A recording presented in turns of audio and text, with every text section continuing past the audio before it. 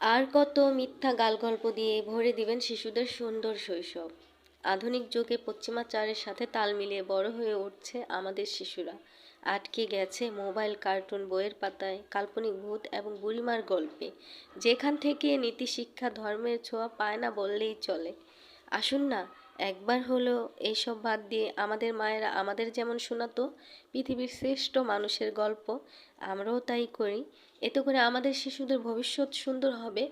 ভবিষ্যতে তাদেরকে অন্ধকার তলিয়ে যেতে হবে না এবং অনেক বড় বড় দুর্ঘটনা থেকে তারা বেঁচে যাবে। নিজেদের জীবন সম্বন্ধে তারা বুঝতে পারবে।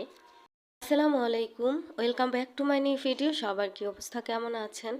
আশা করছি আল্লাহ তাআলার অশেষ রহমতে সবাই ভালো আছেন। আমিও আলহামদুলিল্লাহ ভালো আছি। আজকে আবার নতুন একটি ছোট্ট ভিডিও নিয়ে চলে আসলাম। আশা করছি সম্পূর্ণ ভিডিওটি দেখবেন।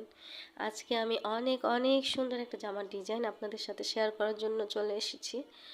এই যে দেখেন, একদম সিম্পল একটা ডিজাইন। এই জামাটার প্যানেলে আমি কোনো কাজ দেইনি, শুধু বডি পার্টে একটুখানি কাজ দিয়েছি।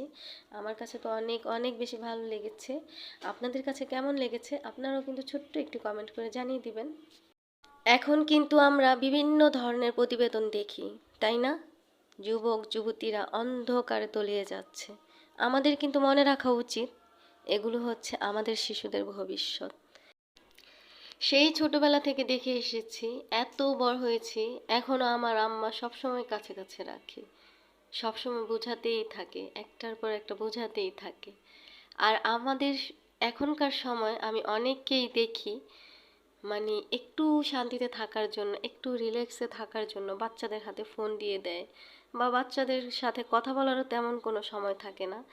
আপনি একদম অস্বীকার করতে পারবেন না, আপনি নিজেও যদি এমন না হন, অনেকেই আছে। এতে করে বাচ্চার উপরে অনেক বেশি প্রভাব পড়ে, একটা বাচ্চা রোবটের মতো তৈরি হয়। তখন কিন্তু আপনার কোনো কথাই সে শুনবে না, তার যেটা ভালো মনে হবে সেটাই করবে। আর তাতে করে কি হয়, সে অনেক অনেক বড় বিপদে পতিত হয়।